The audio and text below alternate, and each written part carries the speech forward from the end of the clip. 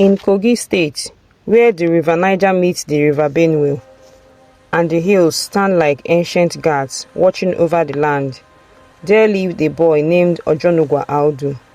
He was born on a night when thunder tore the skies and rain flooded the red earth of Ida. His mother, Mama Ene, often said that storm was a sign, my son. Heaven does not shake for nothing. You were born for a reason. But Ojonugwa's childhood was anything but easy. His father, Pa Audu, a fisherman and palm wine tapper, died when he was just 5. Poverty became their shadow. Their hut leaked during every rain, and some nights they slept hungry. Yet, whenever Ojonugwa stared at the stars above the Kogi hills, something inside him whispered, "You will not die here. There is more beyond these hills." Every morning, he would walk barefoot to the stream with an old calabash on his head, singing quietly to himself. His voice carried a strange mix of pain and hope, a sound that the old women in the village often paused to listen to. They would whisper, "This boy will see greatness, but first he will test fire."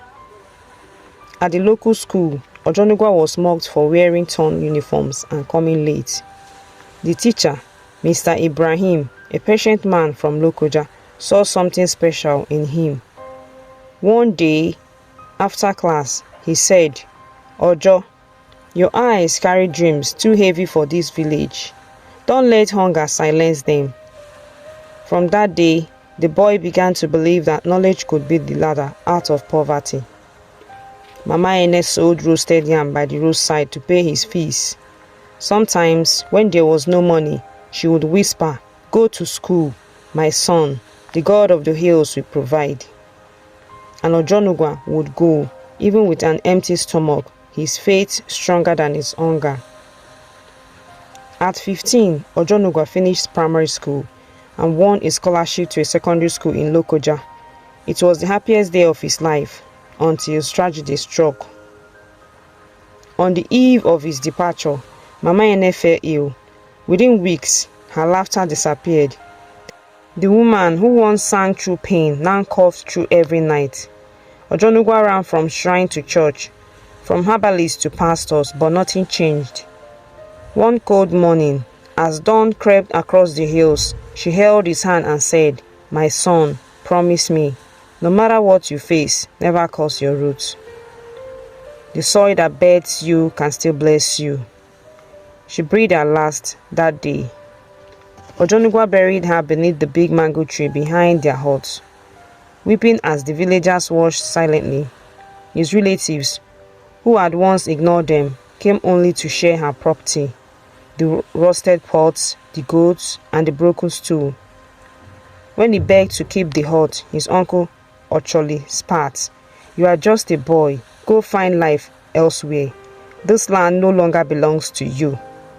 That night, the boy, 15, left Ida barefoot, clutching a small bag, walking towards Lokoja. The moon was his companion, his tears, his prayer. And though his heart was broken, his mother's words echoed, "The soil that births you can still bless you." In Lokoja, life was a new battle. The city lights dazzled, but hunger followed closely. Ojonugwa slept under market stalls, worked as a porter at the riverbank, and fetched water for traders. He saved every naira until he could afford to wear a school uniform again. One afternoon, Faith smiled. He helped an elderly man lift a basket of cassava into a car. The man, Chief Arome Edibo, a retired civil servant, asked, "Young man, what's your name?"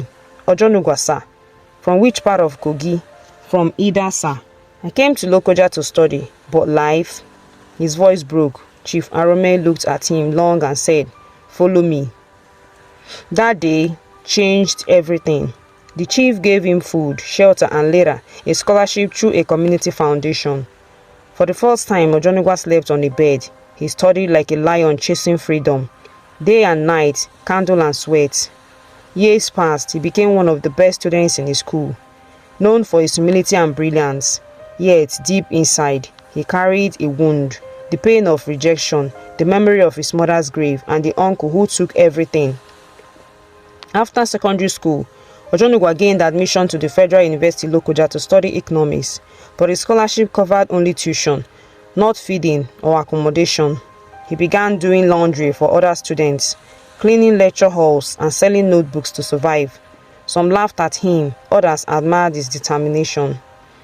One rainy evening, as he stood under a shed selling notes, a young woman approached. Amaka, daughter of a visiting lecturer from Enugu. She bought his books and said softly, "You talk like someone who's been through fire." He smiled faintly. "Maybe, but fire can also refine." They became friends. Amaka often brought him leftover food and encouraged him to apply for competitions. When he won a national essay contest about youth empowerment, she screamed with joy. That essay opened doors, invitations, interviews, opportunities. But just when life began to smile, darkness returned.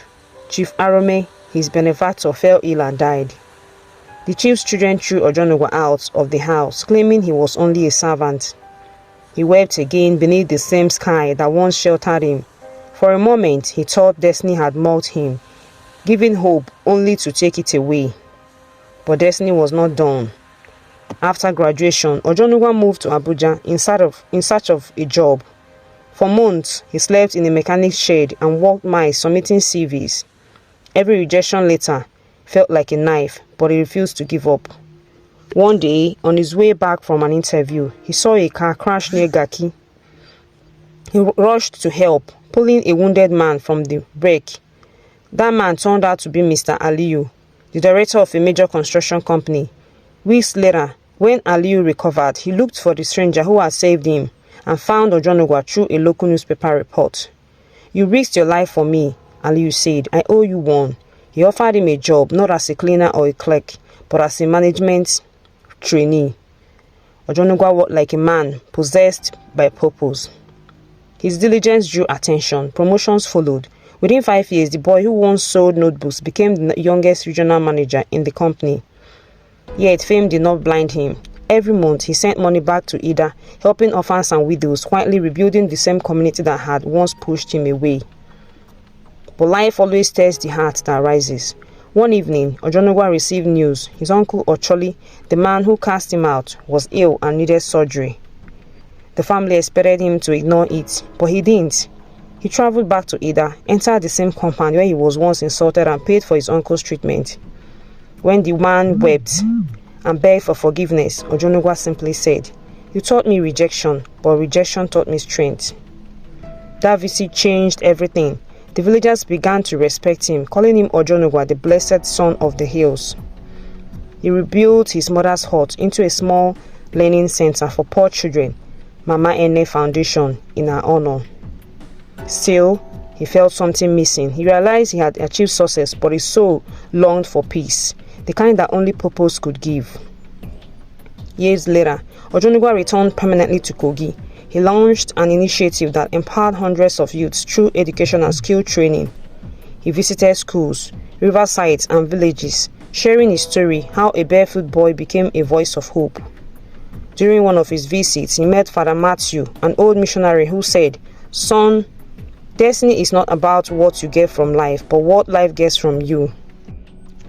That night, under the same stars he once stared at as a child, Ojonugwa whispered, "Mama, I did not curse my roots. The soil has blessed me." Years later, standing before a crowd in Lokoja during an award ceremony, he told his story.